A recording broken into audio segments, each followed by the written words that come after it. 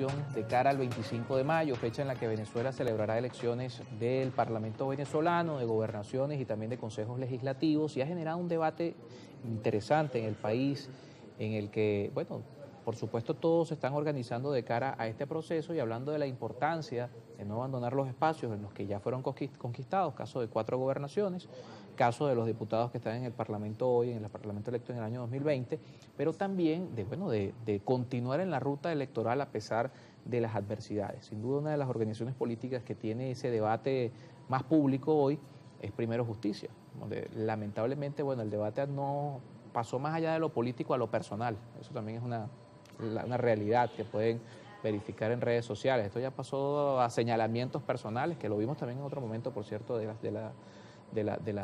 hace algunos meses.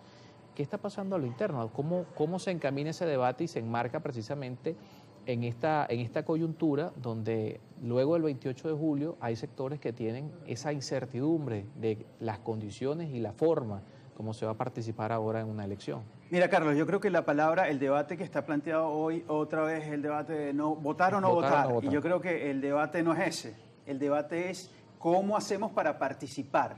Y cuando te digo participar, entonces la gente va a decir, no, que tú lo que quieres es votar. No, yo lo que digo, la participación, lo que está planteando, y al menos lo que planteo es que exista la posibilidad otra vez de que los actores políticos nos organicemos, participemos, nos activemos, venzamos algo que está, o vamos a vencer algo que está ahí presente, que es el miedo, y empecemos a reorganizarnos para exigir cosas básicas para plantearnos un nuevo esquema político. Aquí no solamente está planteado el tema, como tú decías, de la Asamblea y los gobernadores, aquí está planteada una reforma constitucional.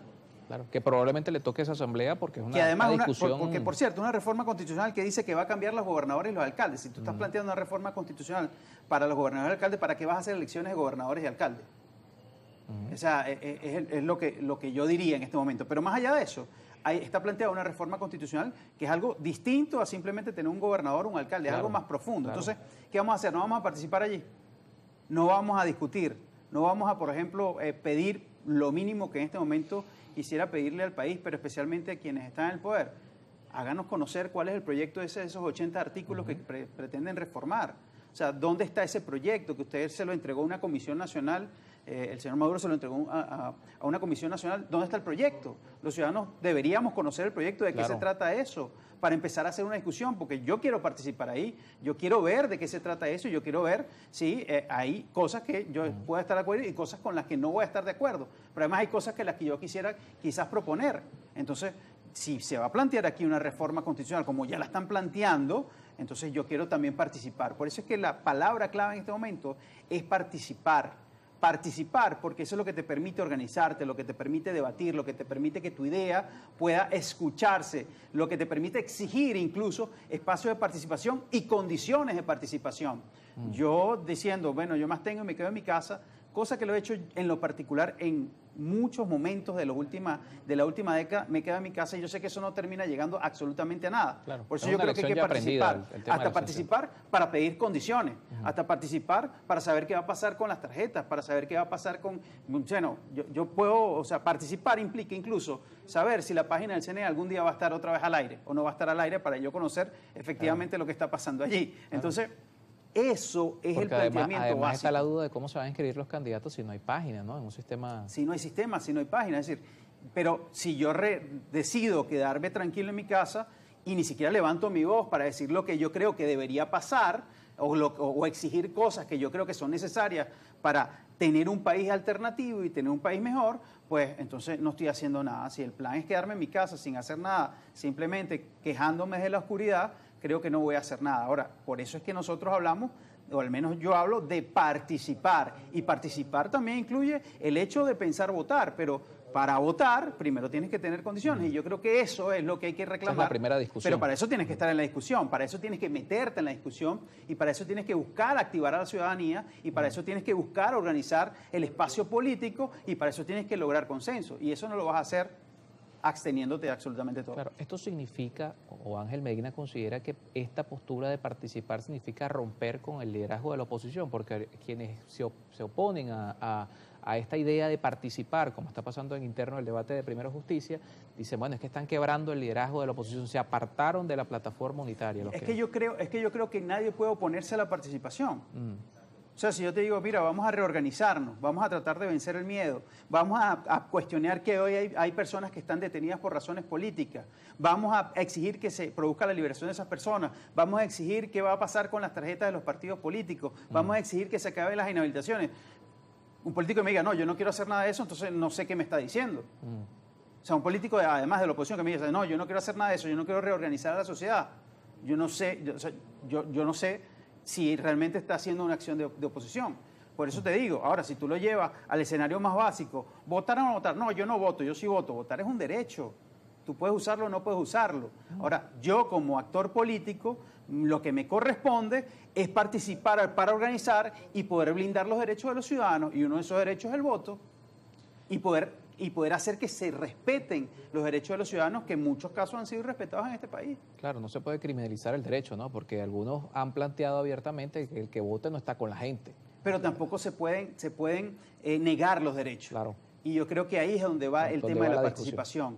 ¿Cómo haces tú otra vez para que las organizaciones políticas de la oposición podamos otra vez organizarnos sin miedo? Podamos otra vez expresarnos sin el miedo que tienen muchos dirigentes políticos en todos lados, a todos los niveles. ¿Cómo hacemos otra vez para poder retomar acciones democráticas de asambleas, de discusiones, de debates, en la calle, en las plazas? ¿Cómo hacemos eso? Si no participando, si no exigiendo, si no pidiendo. ¿Cómo nos metemos en el problema de la reforma constitucional si no es planteando cosas? Por ejemplo, yo soy de los que creo que en Venezuela tiene que volver una Asamblea Nacional bicameral. Bueno, si estás planteando una reforma, yo digo, bueno, vamos a crear otra vez el Senado y la Cámara de Diputados. ¿Y eso es válido? Bueno, eso es válido si yo participo y yo lo planteo y yo trato de ver si eso se puede colocar dentro de un esquema de reforma. Como también puedo ver, si yo conozco al final y si conocemos el proyecto de reforma, puedo decir, mira, yo no estoy de acuerdo con esta forma o con esta cosa que estás modificando, y hago mis exigencias y mi movimiento como ciudadano que tengo derecho a decir, yo no estoy de acuerdo con eso o yo estoy de acuerdo con tal cosa. Entonces, vuelvo al tema, participar es la razón básica por la cual nosotros seguimos en Venezuela y seguimos apostando un cambio. Ahora, si nos quedamos, repito, en nuestra casa y no hacemos absolutamente nada, pues nada va a pasar. Como yo siempre he dicho, no importa que no te ocupes de la política, porque la política pronto se ocupará de ti. Entonces, es mejor que nos ocupemos de este momento. Hay una segunda discusión allí y tiene que ver con el tema de por dónde participar. Estamos en un contexto donde los partidos políticos vienen sufriendo un tema que algunos han acuñado con la frase, la palabra judicialización, y el caso de Primero Justicia en particular ocurre porque frente a toda esta discusión sale José Brito y dice, bueno, ustedes están discutiendo algo que no existe porque ustedes no están en Primero Justicia, ustedes no pueden tomar decisiones por Primero Justicia porque ustedes no son Primero Justicia. Ese segundo plano, ¿cómo se está planteando? Porque puede llegarse al acuerdo de participar y el segundo asunto es por dónde participar. Y exacto, y por eso es que previo tú tienes que también en el plan de esa participación es exigir las cosas que tú sientes que te están limitando tu ejercicio de los derechos. Y para eso tienes, por ejemplo, y una de las cosas que se pide es cómo va a quedar el asunto de los partidos políticos. Claro. Cómo va a quedar el asunto de las inhabilitaciones. O sea, te estoy diciendo dos cosas que no son nada nuevas en el espacio político. ¿Cómo queda el asunto de la gente que está detenida por causas políticas? ¿Cómo va a quedar el asunto de poder ejercer acción política sin miedo a la represión o a la violencia política? ¿Cómo va a quedar el asunto de la posibilidad de que las fuerzas políticas se puedan manifestar en los medios públicos? ¿Cómo va a quedar el asunto de que la gente, de los testigos, las personas que han sido miembros de mesa, que sientan que ese ejercicio es un ejercicio ciudadano y no es un ejercicio arriesgado? Entonces, ¿cómo hacemos para que todo eso se produzca, para llegar a un proceso donde el venezolano pueda votar y lo pueda hacer con mínimas garantías, que son las que establece la propia Constitución? Entonces, de eso es cuando yo te digo participar. Participar es activarse, participar es moverse, participar es organizarse, participar es tratar de refrendar los derechos que deberíamos tener todos y que a veces pareciera que no los tenemos. Participar implica exigirle a las instituciones que cumplan con su función cuando nosotros sentimos que no lo están haciendo y que cumplan con su función para garantizar el libre desenvolvimiento de las ideas. De eso se trata de participar. Ahora, si yo te digo, Carlos, yo no vengo para Globovisión, yo me quedo en mi casa, yo no voto, yo no me discuto, yo no hago nada, bueno, no va a pasar nada. Claro. O sí, va a pasar todo, pero tú no vas a estar allí. O criticas al que va, dice, bueno, y si tú vas, estás con el gobierno. Si Yo tú no vas, cri- eres un alacrán. Yo hoy, Carlos, O ese tipo de- yo no critico al que dice, mira, yo no creo que mi voto valga. Bueno, pero tu voto es un derecho, tú puedes usarlo o no usarlo. Pero tampoco voy a sacrificar y colocar en la horca al que diga, yo creo que yo voy a votar en las peores condiciones. Y yo creo que eso es lo que hay que refrendar en este momento. Yo lucho todo este momento para que la gente sienta que el voto puede ser una herramienta, como antes lo era, una herramienta, puede volver a ser una herramienta para buscar tener cambios positivos y propositivos para este país. Yo sí lucho para eso y para eso participo. Por acá José Hernández nos escribe, vamos a revisar rápidamente algunos mensajes a través de Telegram. Saludos, ¿cómo participar si no tenemos un candidato ideal y no tenemos confianza? Es que es el tema fundamental, y él lo decía, el tema de la confianza. No solo sobre el candidato ideal, sino sobre el tema de la confianza y sobre todo la confianza en el sistema electoral. Pero para eso tienes que exigir que se produzcan cambios para que esa confianza, ver si es posible renovarla. Y para eso, ves que vuelvo al tema, para eso tienes que participar. Si yo hago mute o simplemente me abstraigo, me salgo de cualquier discusión, pues todo eso va a seguir estando tal cual como está. Por eso vengo a los medios y trato de organizar a la gente y tratamos de hacer reuniones y discusiones para decir, bueno, cuáles son las cosas que hay que exigir otra vez, como siempre lo hemos hecho, para que se produzca una verdadera, para que se refrende la capacidad que tengan los venezolanos de creer en el voto. Que hay muchos venezolanos no creen en el voto. ¿Cómo hacemos para que los venezolanos, muchos, una gran mayoría, no crean en el voto? ¿Cómo hacemos para que el voto vuelva a ser algo que los venezolanos digan, mira, con esto yo puedo hacer cambios, yo puedo luchar, yo puedo expresarme, yo puedo tener mi idea vigente, yo puedo levantar mi voz y lo puedo hacer con el voto? ¿Cómo hacemos para eso? Domingo Vides por acá nos escribe, la oposición venezolana es impresionablemente un fenómeno atípico donde no hay santo por quien rezar, dejaron a sus seguidores sin esperanza política.